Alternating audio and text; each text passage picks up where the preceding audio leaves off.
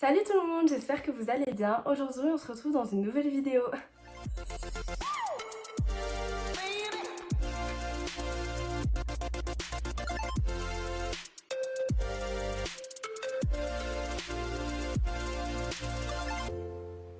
Alors, on va parler de ma méthode de travail. Donc, surtout, c'est fait pour que vous compreniez que vous pouvez piquer quelques trucs à certaines personnes de certaines méthodes de travail, mais il faut surtout que vous trouviez la vôtre, vraiment celle qui va vous convenir.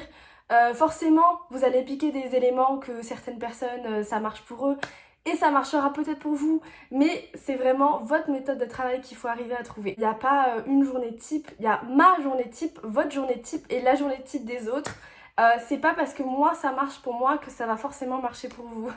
Moi aussi, avant de rentrer en PACES, je regardais énormément de vidéos sur les méthodes de travail que je n'ai jamais réussi à appliquer parce que c'était pas ma méthode. Je connaissais plein de méthodes, il y avait la méthode des J, la méthode... Enfin, j'en avais vu vraiment plein. Bon, c'est vraiment la méthode des J à laquelle je pense en premier parce que je sais qu'il y a énormément de gens qui l'appliquent, je ne sais pas comment ils font. Vraiment, pour moi, c'est impensable d'arriver à la faire. Mais en tout cas, il existe vraiment autant de méthodes qu'il existe d'étudiants. Alors, je vais commencer par vous parler de ma journée type. Vraiment, je le répète, c'est pas parce que c'est ma journée type qu'elle vous conviendra à vous. En général, je me levais à 7h30, je me laissais le temps de me réveiller, de déjeuner, tout ça, et je commençais à travailler à 8h. Ensuite, je prenais une pause à 10h, donc je faisais en général 2 heures de travail et une pause. Je prenais une pause entre 15 et 30 minutes, ça dépendait de mon état mental, genre comment ça allait, comment je me sentais. Et ensuite, je reprenais à travailler jusqu'à 12h30. En général, du coup, ça me faisait une matinée à peu près de 4 heures de travail en ayant quand même eu une pause assez conséquente. Comme je le disais dans ma dernière vidéo, moi le midi, je me prenais une grosse pause parce que j'avais besoin de me laisser le temps de me reposer, d'intégrer les informations que j'avais apprises le matin, que j'avais révisées. Et donc, je reprenais à travailler toujours à 14h. Donc soit si je m'étais arrêtée un peu avant midi, ça me faisait 2 heures. En minimum, je prenais 1h30 de pause. Donc toujours à 14h, je reprenais à travailler. Enfin, je dis toujours, mais il y a des journées où pas du tout. Et donc, je travaillais de 14h à 16h. À 16h, encore une fois, je reprenais une pause de 15 à 30 minutes.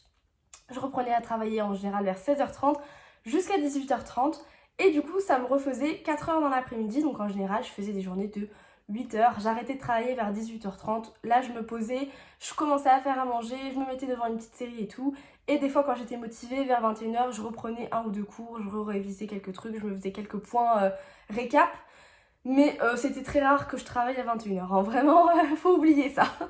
Donc voilà, en général, mes journées, c'était à peu près 8 heures de travail, mais pas forcément 8 heures de travail à fond, parce qu'on peut pas rester concentré du matin jusqu'à l'après-midi. Et bien évidemment, il y a des jours où je le sentais pas, il y a des jours où j'arrivais pas à me forcer à travailler, et donc je me prenais un peu de temps, un peu plus de temps, et je travaillais un peu moins, j'allais dire, des fois ça m'arrivait de travailler que 3-4 heures dans la journée, et bah c'était pas grave.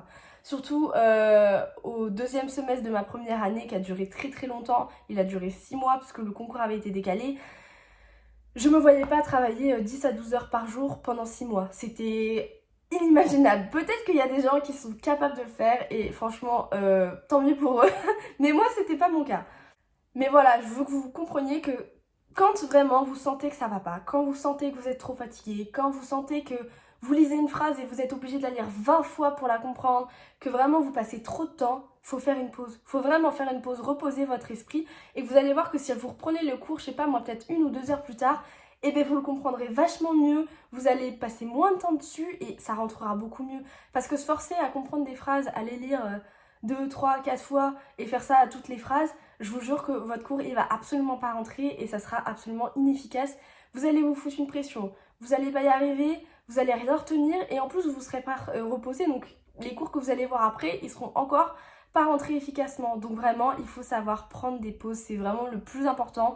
C'est ce que j'avais du mal à faire pendant ma première année et au final je l'ai fait et c'était comme ça que ça allait le mieux pour moi. Bien sûr, faut pas se prendre des journées off tous les jours, hein. Faut pas, voilà, faut quand même travailler, il faut pas se leurrer, il faut travailler en PACES pour réussir. Il y a peut-être des gens qui sont passés en travaillant 2 heures par jour, je ne pense pas, mais en tout cas il faut savoir prendre des pauses, vraiment. Alors maintenant, dans les trucs que je faisais, par exemple BU, pas BU, tutorat, prépa, voilà, dans ma méthode globale, qu'est-ce que je faisais moi pendant mes années. J'ai pas eu la chance, non, parce qu'au final je suis très contente de ne pas avoir... Je n'ai pas pris de prépa et j'en suis très contente parce que j'ai économisé de l'argent, vraiment. Et du coup au final j'ai pris le tutorat et franchement c'est la meilleure chose que j'ai faite de ma vie. Vraiment le tutorat, en tout cas à Tours, c'est vraiment l'un des meilleurs de France je crois. Il est vraiment exceptionnel, les tuteurs sont exceptionnels, vraiment, oh, ça m'a sauvée, vraiment. Le tutorat, ils font tout le temps, en tout cas je parle pour Tours, hein. Ils font des cols 2 fois par semaine. Ils font des concours blancs à chaque semestre. Donc vraiment, en plus, c'est hyper représentatif parce que quasiment toute la promo est inscrite là-bas. Donc on a des classements 2 fois par semaine qui nous permettent de nous situer dans la promo et de voir comment on se sent par rapport à ça. Ça nous permet de savoir qu'est-ce qu'on a moins bien compris. En plus, on a les corrections d'école à chaque fois après. On peut poser toutes les questions qu'on a aux tuteurs qui sont vraiment incroyables. Et... ça nous permet de vraiment pouvoir poser toutes nos questions, de mieux comprendre les points de cours. Il y a énormément de choses que j'ai appris en allant en col. Donc on a ensuite les polis, on en avait à peu près toutes les semaines des polis. Ça permettait vraiment de synthétiser les cours, de vraiment reprendre les points importants des cours et les polis étaient vraiment super bien faits par les tuteurs.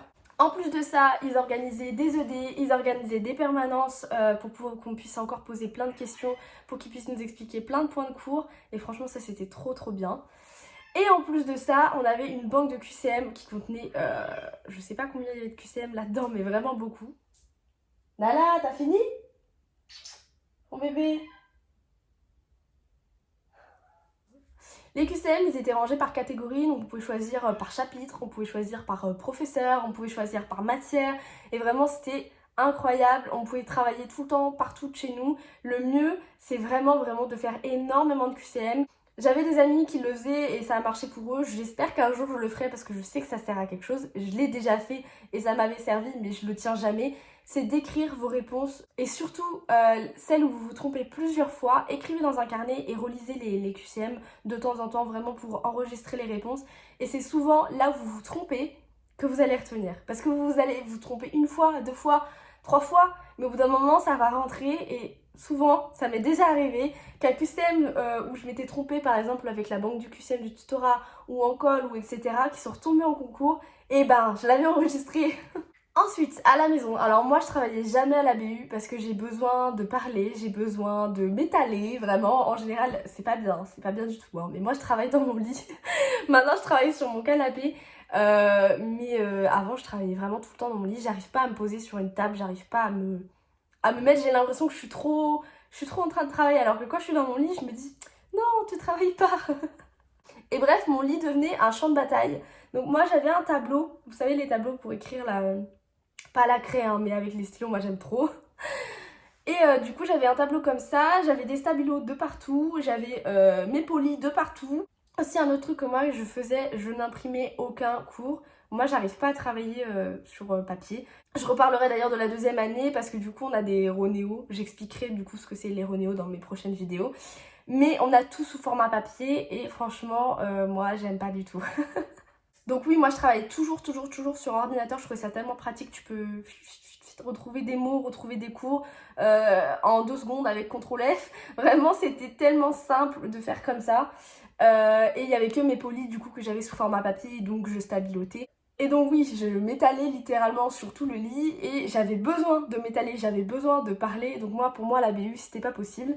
Mais je sais qu'il y a énormément de gens qui ont besoin de cette atmosphère. Donc si vous avez besoin de voir des gens autour de vous travailler, la BU, je pense que c'est une bonne chose. Autre chose que je faisais pour arriver à me situer, j'avais un Word où j'écrivais chaque cours par matière. Et en fait, à chaque fois que je le finissais, je marquais la date à laquelle je l'avais fait pour la dernière fois. Comme ça me permettait de savoir quand est-ce que j'avais fait ce cours pour la dernière fois et combien de fois je l'avais fait. Pour savoir si j'avais pas tendance à privilégier certains cours par rapport à d'autres.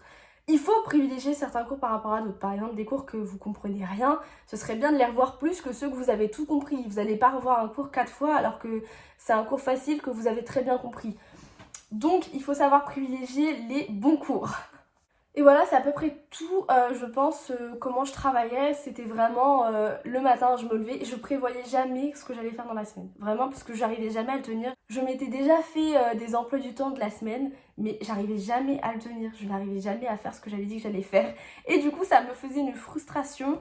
Donc moi, ce que je faisais, c'est que le matin, je regardais ce que j'avais fait la veille, je regardais ce que j'avais pas fait depuis longtemps, je regardais ce que j'avais toujours pas fait. Et du coup, je me disais, bon bah aujourd'hui, je fais ça, ça, ça, ça. Et à la fin de la journée, si j'avais pas tout fait, et bah c'était pas grave. Je le referais le lendemain. Mais au moins, j'étais pas frustrée de me dire à la fin de la semaine, oh j'avais dit que je ferais ça, ça, ça, et je l'ai pas fait. Non. En général, je pense que je revoyais certains cours peut-être 4 fois dans le semestre, grand maximum. Je pense que c'était mon grand maximum 4 fois. Et ça arrivait qu'il y avait des cours, je le faisais qu'une fois, hein. Vraiment, quand un cours est très facile, qui rentre facilement, bah ça sert à rien de le revoir de 3-4 fois alors que vous l'avez compris, hein. Et voilà, je pense que c'est à peu près tout pour ma méthode de travail sur ma journée type, comment je travaillais. Si vous avez des questions, surtout vous n'hésitez pas à me les poser en commentaire. Vous savez que je réponds toujours. Il y a énormément de gens qui m'ont envoyé des messages d'ailleurs sur mon Instagram que je remettrai dans la barre d'infos. Et vraiment, je ne mords personne. J'adore vous répondre, j'adore vous conseiller. Et ça me fait vraiment plaisir quand vous m'écrivez, quand je sens que je suis en train de vous aider. Vraiment, ça me fait très très plaisir. Voilà, on se retrouve dans une prochaine vidéo. Salut!